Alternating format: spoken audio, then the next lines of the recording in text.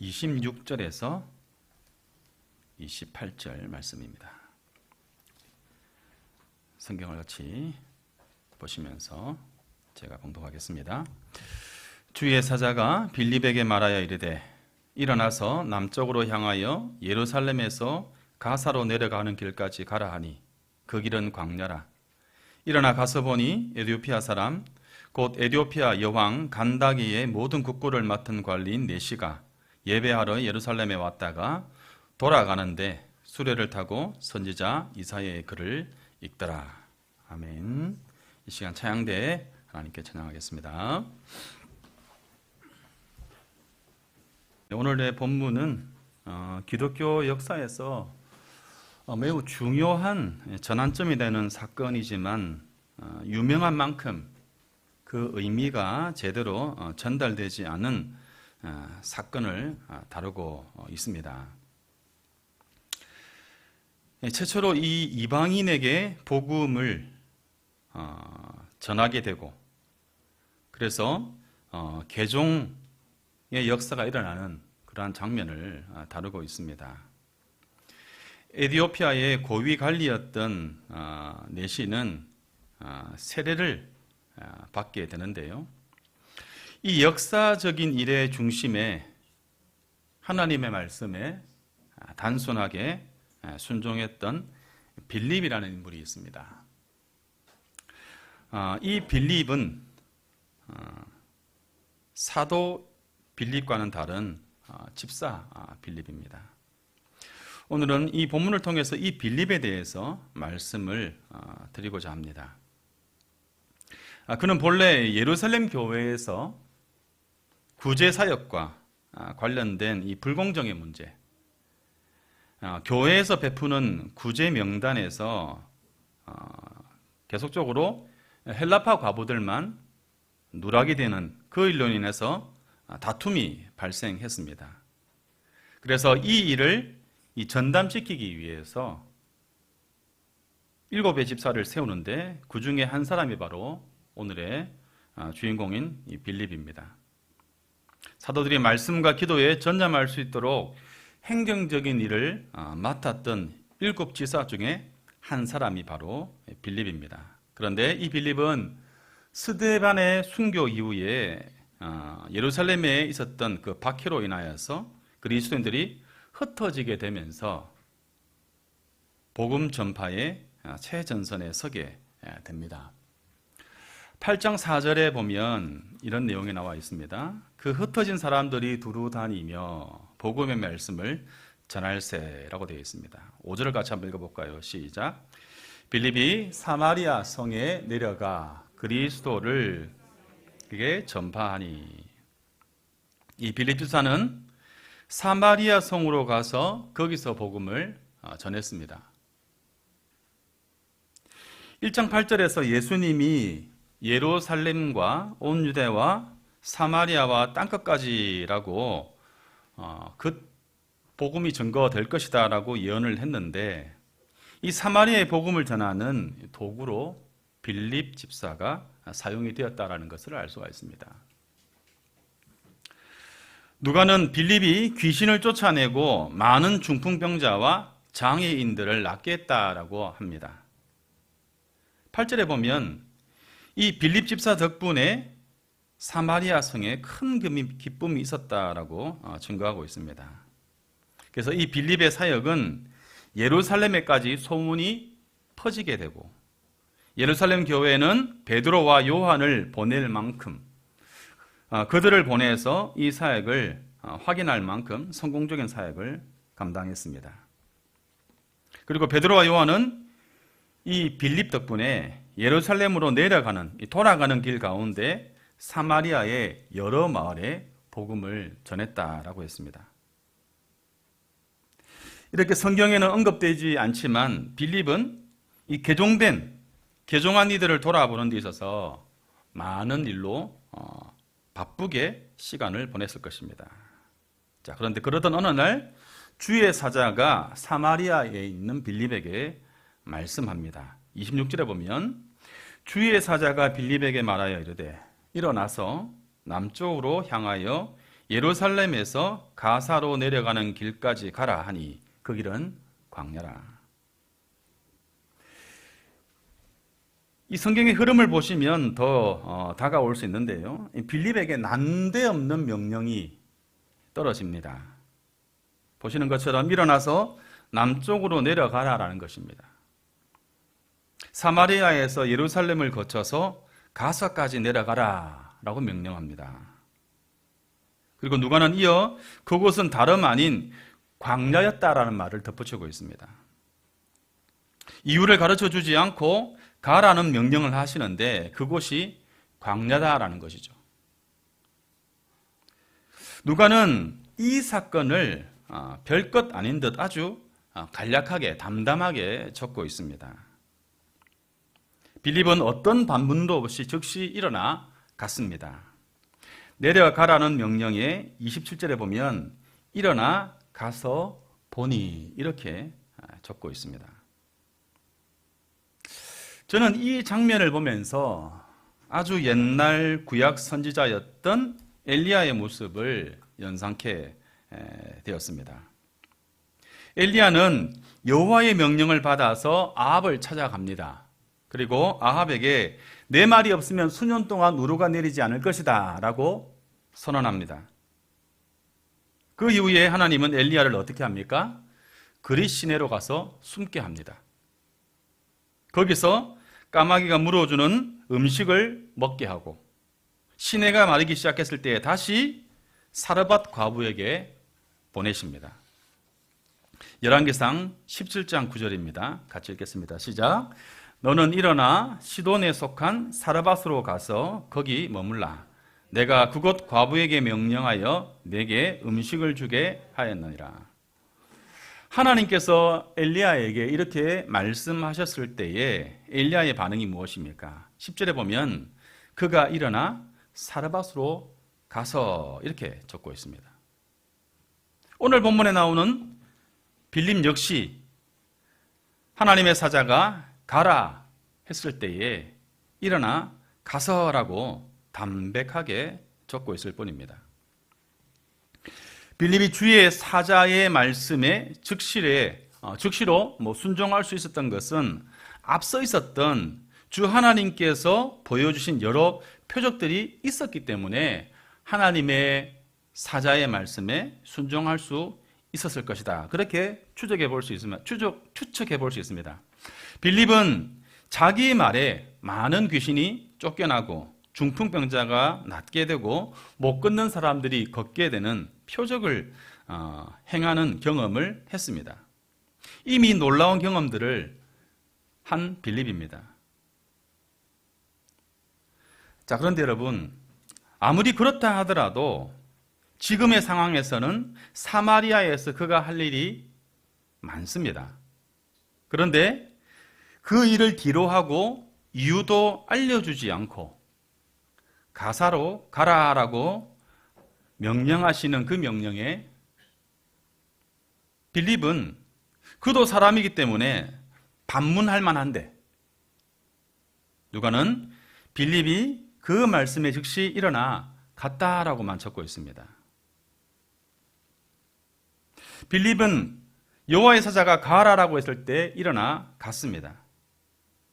앞서 말씀드린 것처럼 마치 엘리야가 사르밧 과부에게로 간 것과 같이 무심한 듯 하나님의 말씀에 순종하는 모습을 보여줍니다. 이게 어쩌면 하나님께서 빌립을 최초로 이방인에게 복음을 전하는 사명을 주신 이유가 아닐까라는 생각을 해보게 됩니다. 최초로 이방인에게 복음을 전했다라고 할 때에 이 최초라는 것 자체가 사실은 특별한 의미가 있는 것은 아닐 것입니다. 이 최초라는 말은 순위를 정하고 비교하기를 좋아하는 현대인들에게나 의미 있는 것이고, 여기서 최초라고 말하는 것은 누구도 가보지 않은, 그래서 그만큼 순종하기 쉽지 않은 일에 빌립이 순종했다라는 것 뜻, 그런 의미에서 이 최초라는 말의 의미가 있을 것입니다. 우리가 비교해 보겠지만 이 빌립에 대한 기술이 좀 특별한 것은 누가는 빌립이 에디오피아 내시에게 다가가 말을 걸고 예수의 복음을 전하는 장면을 별릿 아닌 듯 적고 있습니다. 그런데 여러분, 사실은 원래 이것이 전혀 간단한 일이 아닙니다. 유대인 사람 빌립이 이방인에게 다가가라라는 명령을 받았을 때 그는 다가갑니다. 그리고 심지어 그가 탄 수레에 올라서 예수의 복음을 전했습니다. 그리고는 에디오피아 내시가 내가 세례를 받음에 무슨 거리낌이 되겠는가라는 그 말에 가는 길에 물이 있는 곳에 멈추어서 빌립이 그에게 세례를 주었습니다. 누가는 이 사건을 당시 유대인의 어떤 전통과 문화가 뼛속 깊이 배어 있는 그러한 빌립의 모습을 전혀 어려움 없이, 거리낌 없이 적고 있습니다. 너무 아무렇지도 않은 것처럼 기록하고 있기 때문에 이 성경을 읽는 사람들은, 이 부분을 읽는, 이 성경을 읽는 사람들은 이 사건을 그저 빌립이 최초의 이방인에게 복음을 전한 사건으로만 인식하고 있다라는 것이죠. 그러나 실상은 아주 거리낄만 하고 부담스러울 수밖에 없을 만한 그 일인데 아무렇지도 않게 빌립이 이 일을 행하고 있는 것을 누가는 그렇게 기록하고 있다는 것이죠. 그러나 이 일은 실상 결코 그렇게 간단한 문제가 아니다라는 것입니다. 사실 유대인이 이방인에게 다가가서 그가 있는 수레에 올라타서 그리고 그 이방인에게 예수의 복음을 전하는 것, 이것은 결코 단순한 일이 아니다라는 것이죠. 이와 비슷한 사건이 2장을 건너뛰어서 10장에 나옵니다. 10장에 보시면 베드로가 백부장 고넬료의 집에 간 사건이 나옵니다. 누가는 이 사건을 아주 상세하게 적고 있습니다. 빌립의 내용과는 대조될 만큼 아주 상세하게 적고 있습니다. 그리고 이 사건이 어떤 의미를 갖고 있는지 독자들이 자세히 알 수 있도록 기록합니다. 하나님은 베드로에게 먹지 못할 혐오스러운 짐승들이 가득한 그 보따리를 하늘에서 내려보냅니다. 그리고는 잡아먹으라라고 합니다. 그리고 이 환상을 3번이나 고넬료를 만나기 전인 베드로에게 보여주십니다. 그때까지도 베드로는 이 환상의 의미를 알지 못합니다. 이 환상 가운데서 유대인이 거리껴하고 혐오스러워하는 그 짐승이 나중에는 이방인을 만나게 되는 그 일과 이렇게 연결되어지는 그것을 상징하는 환상으로서 우리는 말씀을 통해서 확인할 수 있는 것이죠.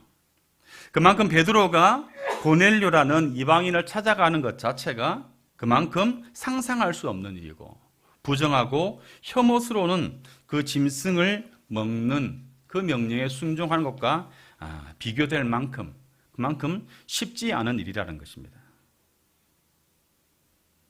베드로 사건에서는 누가는 그렇게 기록을 하고 있는데 오늘 빌립의 내용에서는 그렇지 않다라는 것이죠.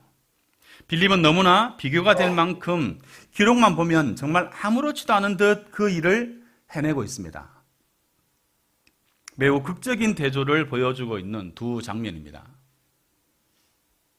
하나님께서 보여주신 표적이 아무리 크고 많더라도 우리는 우리가 가진 상식에서 벗어날 때에 의구심을 가지거나 질문하거나 반문합니다.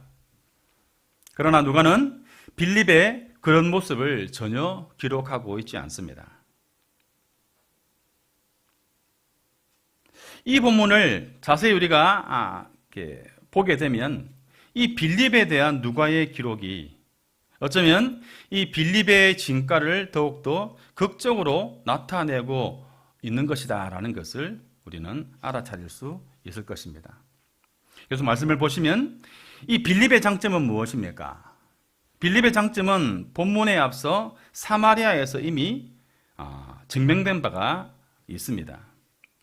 이 빌립은 부정한 땅, 은혜 밖에 있는 그 땅, 사마리아에 하나님의 복음을 전했습니다. 빌립은 예루살렘과 유대의 한계를 넘어선 첫 번째 사람이다라고 말할 수 있습니다.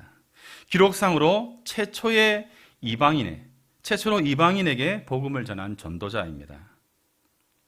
사실 여러분 사도행전 11장을 보시면 이 박해로 인해서 예루살렘의 박해로 인해서 비슷한 시점에 베니게와 구브로와 안디옥과 같은 이방 지역으로 그리스도인들이 흩어졌습니다. 그리고 안디옥에서 헬라인에게 주 예수를 전파했다라는 기록이 있긴 합니다. 그렇지만 기록상으로 이방인에게 복음을 전한 최초의 사람이 빌립으로 기록됩니다. 빌립은 전통과 문화의 장벽을 넘어선 선구자적인 사람이다라고 할 수 있습니다. 저는 이 빌립에 대해서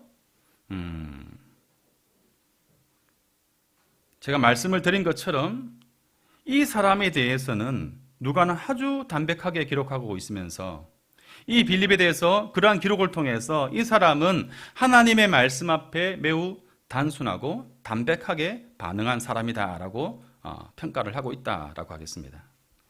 복잡하지 않고 단순한 믿음을 소유한 사람이 빌립이다라는 것이죠. 사실 하나님의 말씀은 이스라엘 백성들, 그리스도인들에게 이미 주어져 있었습니다.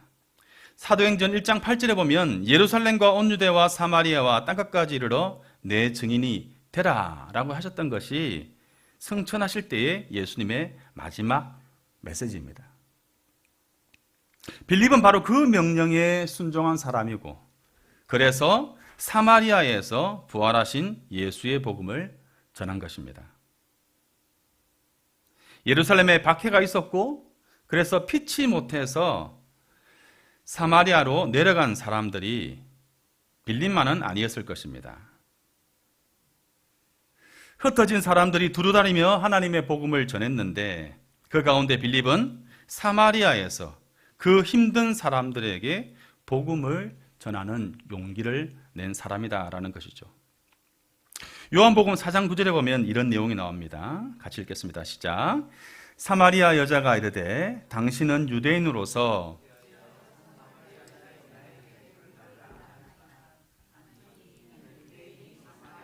상종하지 아니함이러라. 예수님 당시의 유대인과 사마리아인의 관계를 아주 잘 보여주는 대목입니다. 유대인은 사마리아인과 상종하지 않았습니다. 역으로 사마리아인들도 마찬가지입니다.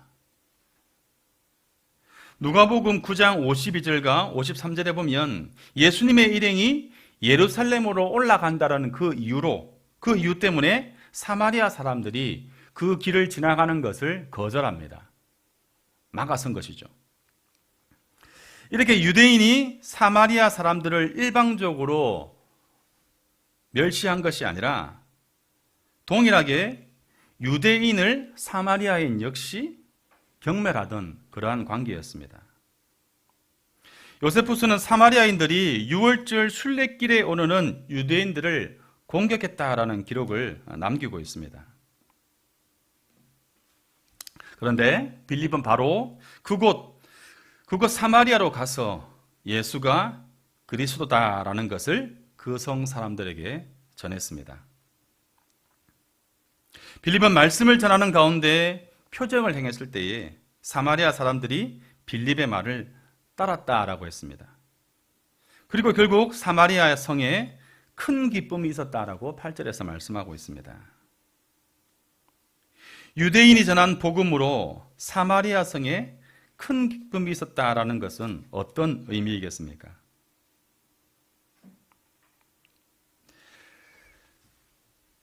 그 어려운 땅, 그 어려운 사람들에게 빌립이 예수 그리스도의 복음을 전함으로 말미암아 그 땅 가운데 하나님을 믿는 사람들이 생겨난 것이죠. 이 소식은 놀라운 소식으로 사도들이 사마리아도 하나님의 말씀을 받았다라고 반응을 합니다. 전혀 예상하지 못한 일들이 사도들의 귀에 그 소식으로 들린 것이죠. 그런데 그 빌립이 오늘 본문에서 사마리아에서 일어나 갔다라고 적고 있습니다.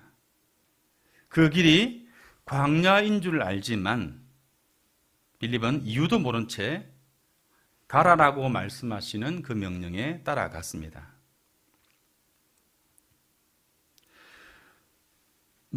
누가는 이러한 일에 대하여서 너무나 무심하게 적고 있지만 이것은 어쩌면 빌립이 하나님의 말씀 앞에서 얼마나 단순한 모습을 그리고 하나님 앞에 담백한 순종의 모습을 보여주고 있는지를 드러내 보여주는 극적인 표현이 아니겠는가라는 생각입니다. 이렇게 사마리아에서 하나님의 말씀에 순종하여 내시에게로 내려간 이 모습을 통하여서 우리는 빌립의 믿음과 하나님 앞에서의 빌립의 위상을 확인할 수 있는 것입니다. 오늘 저는 빌립에 대해 딱 한 가지만을 칭찬한다 한다면 그는 말씀 앞에 매우 담백한 순종을 한 사람이다라는 것입니다. 누가의 기록은 바로 그 점을 의식한 듯 빌립의 기사를 어떤 칭찬이나 평가 없이 아주 무심히 적고 있습니다. 누가의 의도를 정확하게 알 수는 없지만 빌립에 대한 누가의 기록은 이 시대를 살아가는 우리에게 아주 필요하고 빌립과 같은 하나님의 말씀 앞에 순종하는 그 모습이 우리에게 필요하다라는 것을 가르쳐주고 있는 것입니다. 하나님의 말씀 앞에 무심한 듯 그저 순종하는 아주 단순한 빌립의 순종을 우리에게 보여주고 있습니다. 우리가 살고 있는 세상은 매우 복잡한 관계 속에서 살아가고 있습니다. 3포 세대, 5포 세대라는 말을 하다가 이제는 M포 세대라는 말이 나온 지도 꽤 오래되었습니다. 지금은 뭐라고 말하냐면 포기할 것조차 없어서 노포 세대다라고 말한다고 합니다. 여러분, 이런 세대에게 어떠한 것을 더 요구하는 것이 쉽지 않은 그러한 시대입니다. 그저 생존하는 것에 모든 에너지를 쏟아부어도 충분하지 않는 그런 시대를 우리가 살아가고 있습니다. 여러분, 이 갓생이라는 말을 들어보셨습니까? 갓생. 한번 보여주시겠어요? 갓생. 신을 뜻하는 갓과 생, 그죠? 이 말을 합친 것인데요. 보시는 것처럼 최고의 삶이라는 그런 뜻입니다. 풀어보면 이렇습니다. 이 갓생이라는 것은 하루하루를 알차고 계획적으로 사는 삶의 방식을 가리키는 의미입니다. 그런데 이 갓생이라는 말에는 또 다른 의미가 숨겨져 있습니다. 하루하루를 알차고 계획적으로 살지 않으면 살아갈 수 없는 현실, 살아남을 수 없는 현실, 자기관리를 철저히 하지 않으면 안 되는 갓생을 살아야만 야생과 같은 현실에서 기반을 잡고 생존할 수 있는 세대다 라는 의미가 이 갓생이라는 말에 숨겨져 있는 의미입니다. 이렇게 치열한 현실을 살아가고 있는 이 시대의 사람들에게 누가는 빌립의 이야기를 들려주고 있습니다. 비단 MZ세대들만 아니라 기성세대들 역시 살아가기에 너무나 거친 세상을 우리는 살아갑니다. 다른 것에 대한 마음의 여유를 내기가 쉽지 않은 그런 삶을 살아가고 있는 것이죠. 그래서 소위 빌립이 보여주고 있는 말씀 앞에서의 즉각적인 순종은 어쩌면 현실감 있게 다가오지 않는 그러한 이야기일 수도 있습니다.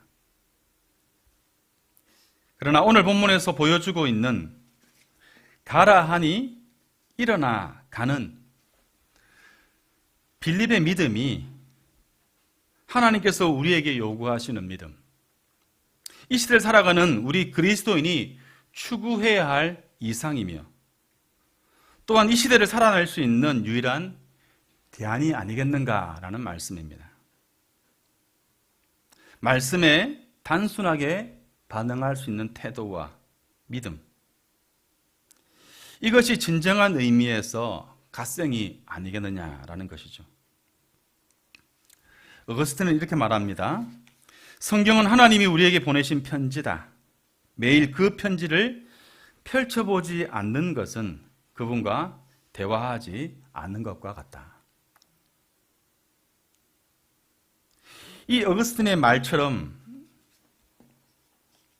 빌립은 하나님의 말씀에 순종하는 삶을 살았고 또 먼저 하나님의 음성을 듣고 그분과 대화하는 관계에서 이러한 삶을 살아낼 수 있었다라는 것입니다.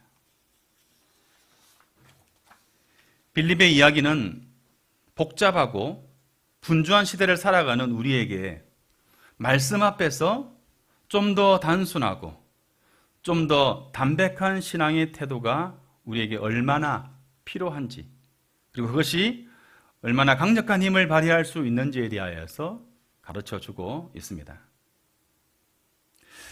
또한 그런 담백한 믿음이 우리에게도 필요함을 강력하게 도전하고 있는 것이죠. 성공적인 사역의 현장에 안주하지 않고 이해되지 않는 명령에도 순종하여 광야로 발걸음을 옮긴 그 빌립의 모습은 이 시대를 살아가는 우리에게 큰 울림이 되는 것이죠. 천리길도 한 걸음부터라는 속담처럼 매일 하나님의 말씀을 듣고자 하는 노력에서부터, 이 작은 실천에서부터 우리는 하나님 앞에서 담백한 순종으로 나아갈 수 있는 그 시작이 될 것입니다. 사랑하는 여러분, 지금 여러분은 하나님의 음성을 듣고 있습니까? 하나님의 음성에 여러분의 삶이 인도함을 받고 있습니까? 가장 최근에 하나님께 들었던 음성이 무엇인지 여러분 기억하십니까?